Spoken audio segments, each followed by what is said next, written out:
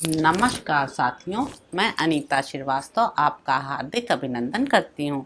श्रीमद् वाल्मीकि रामायण में आज का प्रसंग है कौशल्या का विलाप पूर्वक राजा दशरथ को उपालंभ देना।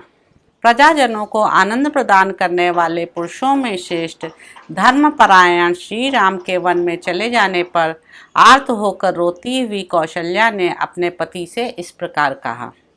महाराज, यद्यपि तीनों लोकों में आपका महान यश फैला हुआ है, सब लोग यही जानते हैं कि रघुकुल नरेश दशरथ बड़े दयालु, उदार और प्रिय वचन बोलने वाले हैं। नरेशों में श्रेष्ठ आर्यपुत्र, तथापि आपने इस बात का विचार नहीं किया कि सुख में पले हुए आपके वे दोनों पुत्र सीता के साथ वनवास का कष्ट कैसे सहन करेंगे। वह 16-18 वर्षों की सुकुमारी तरुणी मिथिलेश कुमारी सीता, जो सुख भोगने के ही योग्य है, वन में सर्दी गर्मी का दुख कैसे सहेगी। विशाल लोचना सीता सुंदर व्यंजनों से युक्त सुंदर स्वादिष्ट अन्न भोजन किया करती थी। अब वह जंगल की तिन्नी के चावल का सूखा भात कैसे खाएगी। जो मांगलिक वस्तुओं से संपन्न रहकर सदा गीत और वाद्य की मधुर ध्वनि सुना करती थी, वही जंगल में मांसभक्षी शुंभों का अशोभन शब्द कैसे सुन सकेगी। जो इंद्रध्वज के समान समस्त लोगों के लिए उत्सव प्रदान करने वाले थे, वे महाबाली महाबाहु श्री राम अपने परिघ जैसे मोटी बाह का तकिया लगाकर कहाँ सोते होंगे।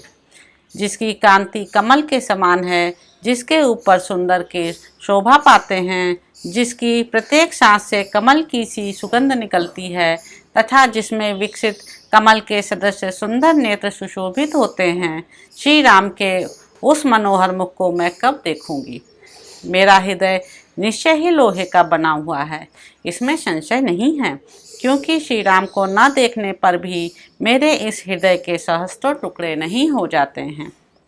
आपने यह बड़ा ही निर्दयतापूर्ण कर्म किया है कि बिना कुछ सोच विचार किए मेरे बांधवों को निकाल दिया है, जिसके कारण वे सुख भोगने के योग्य होने पर भी दीन होकर वन में दौड़ रहे हैं। यदि 15वें वर्ष में श्री रामचंद्र जी पुनः वन से लौटें तो भरत उनके लिए राज्य और खजाना छोड़ देंगे, ऐसी संभावना दिखाई नहीं देती है। कहते हैं कुछ लोग श्राद्ध में पहले अपने बांधवों को ही भोजन करा देते हैं, उसके बाद कृतकृत्य होकर निमंत्रित श्रेष्ठ ब्राह्मणों की ओर ध्यान देते हैं, परंतु वहाँ जो गुणवान एवं विद्वान देवतुल्य उत्तम ब्राह्मण होते हैं, वे पीछे अमृत भी परोसा गया हो तो उसको स्वीकार नहीं करते हैं। यद्यपि पहली पंक्ति में भी ब्राह्मण ही भोजन करके उठे होते हैं, तथापि जो श्रेष्ठ और विद्वान ब्राह्मण हैं, वे अपमान के भय से उस भुक्त शेष अन्न को उसी तरह ग्रहण नहीं कर पाते जैसे अच्छे बैल अपने सींग कटाने को तैयार नहीं होते हैं। महाराज, इसी प्रकार ज्येष्ठ और श्रेष्ठ भ्राता अपने छोटे भाई के भोगे हुए राज सिंहासन को कैसे ग्रहण करेंगे। वे उसका तिरस्कार क्यों नहीं कर देंगे। जैसे बाघ गीदड़ आदि दूसरे जंतुओं के लाए या खाए हुए भक्ष्य पदार्थ को खाना नहीं चाहता, उसी प्रकार पुरुष श्री राम दूसरे के चाटे हुए राज्य भोग को स्वीकार नहीं करेंगे। हविष्य घृत पुरोडाश कुश और खदिर के यूप ये एक यज्ञ के उपयोग में आ जाने पर यातयाम हो जाते हैं, इसलिए विद्वान इनका फिर दूसरे यज्ञ में उपयोग नहीं करते हैं। इसी प्रकार निहिसार सुरा और भुक्ता विशिष्ट यज्ञ संबंधी सोमरस की भांति इस भोगे हुए राज्य को श्री राम नहीं ग्रहण कर सकते। जैसे बलवान शेर किसी के द्वारा अपनी पूंछ का पकड़ा जाना नहीं सह सकता, उसी प्रकार श्री राम ऐसे अपमान को नहीं सह सकेंगे। समस्त लोग एक साथ होकर यदि महासमर में आ जाएं तो भी वे श्री रामचंद्र जी के मन में भय उत्पन्न नहीं कर सकते, तथापि इस तरह राज्य लेने में अधर्म मानकर उन्होंने इस पर अधिकार नहीं किया। जो धर्मात्मा समस्त जगत को धर्म में लगाते हैं, वे स्वयं अधर्म कैसे कर सकते हैं। वे महापराक्रमी महाबाहो श्री राम अपने स्वर्ण भूषित बाणों द्वारा सारे समुद्रों को भी उसी प्रकार दग्ध कर सकते हैं जैसे संवर्तक अग्निदेव प्रलय काल में संपूर्ण प्राणियों को भस्म कर डालते हैं।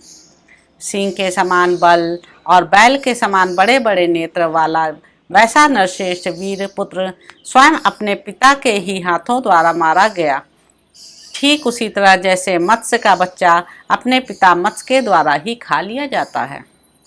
आपके द्वारा धर्मपरायण पुत्र को देश निकाला दे दिया गया।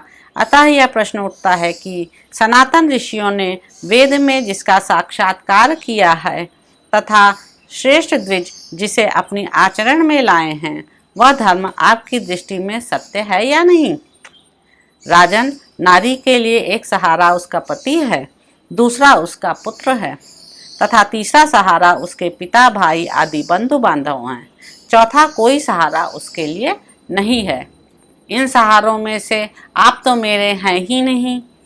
दूसरा सहारा श्री राम है जो वन में भेज दिए गए। आपकी सेवा छोड़कर मैं श्री राम के पास वन में जाना नहीं चाहती हूँ, इसलिए सर्वथा आपके द्वारा मारी ही गई। आपने श्री राम को वन में भेजकर इस राष्ट्र का तथा आसपास के अन्य राज्यों का भी नाश कर डाला, मंत्रियों सहित सारी प्रजा का वध कर डाला।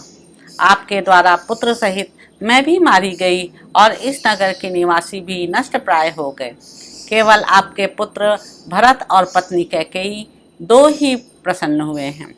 कौशल्या की यह कठोर शब्दों से युक्त वाणी सुनकर राजा दशरथ को बड़ा दुख हुआ। वे हा राम कहकर मूर्छित हो गए। राजा शोक में डूब गए। फिर उस समय उन्हें अपने एक पुराने दुष्कर्म का स्मरण हो आया, जिसके कारण उन्हें यह दुख प्राप्त हुआ था। तो इस प्रकार साथियों, अयोध्या कांड में निहित 61वां सर्ग यहाँ पर समाप्त होता है। इसके अगले अंक में आप जानेंगे कि दुखी हुए राजा दशरथ का कौशल्या को हाथ जोड़कर मनाना और कौशल्या का उनके चरणों में पड़कर क्षमा मांगना। आपसे अगले अंक में मुलाकात होगी। धन्यवाद साथियों।